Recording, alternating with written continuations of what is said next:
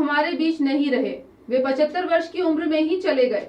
स्वर्गीय शरद यादव एक क्रांतिकारी नेता थे। मैंने उनके साथ प्रदेश की संस्कारधानी जबलपुर में छात्र राजनीति की।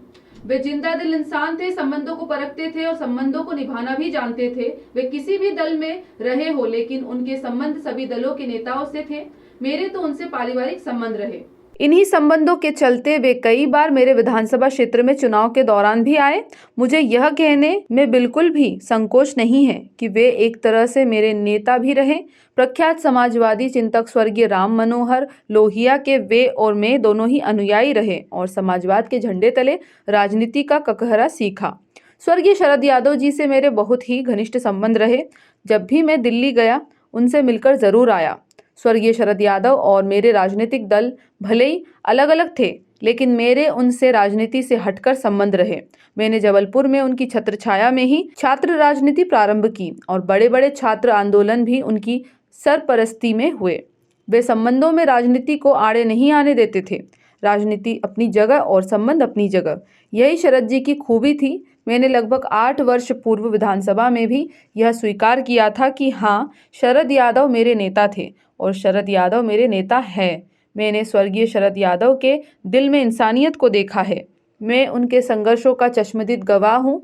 वे गरीब, शोषित, पीड़ित लोगों के नेता थे और उनके लिए सड़कों पर संघर्ष करने से नहीं चूकते थे। वह समय ही ऐसा था कि हजारों छात्र उनकी एक आवाज़ पर सड़कों पर उतर जाते थे। वे स्वाभिमानी थे और उनका आत्मबल बहुत मजबूत था। वे छात्र राजनीति से लेकर संसद की राजनीति तक किसी से भी कभी नहीं डरते थे और ना ही दबते थे। आज वे हमारे बीच नहीं है, लेकिन उनका व्यक्तित्व और कृतित्व हमारे बीच हमेशा रहेगा। आंदोलनों के शिखर पुरुष के रूप में उन्हें हमेशा याद किया जाएगा। मेरी ओर से स्वर्गीय शरद यादव जी को विनम्र श्रद्धांजलि। इस दुख की घड़ी में ईश्वर उनके परिवार को संबल प्रदान करे। जबलपुर में छात्र जीवन में हमारे नेता थे।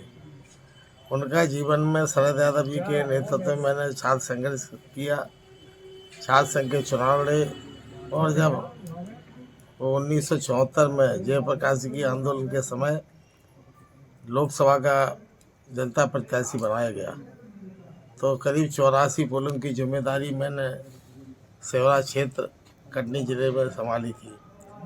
शरद यादव जी का आज मैं जहाँ हूँ, विधायक हूँ, तो उनकी कृपा से हूँ। उन्होंने हमारे लिए बहुत योगदान किया। जब मैं नगर पालिका अध्यक्ष था उस समय लाहौर में आकर उन्होंने डॉक्टर राम मनोहर लोहिया का प्रतिमा का अनावरण भी उनके कार्यक्रमों से हमारे क्षेत्र में हुआ था। जब भी कोई संकट संघर्ष का मामला होता था, कार्यकर्ताओं पर हमला अत्याचार होते थे, गरीबों पर दमन चलता था, उस समय मैं शरद यादव को याद करता था। हमेशा कंधे से कंधा मिलाकर वे हमारी लड़ाई में लाहौर और भिंड जिले में शामिल रहते थे।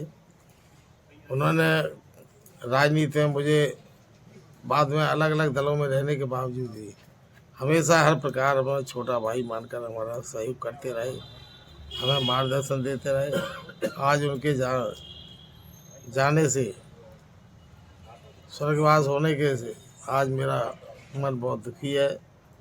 मैं शरद यादव के लिए जीवन भर उनके कामों को याद रखूँगा।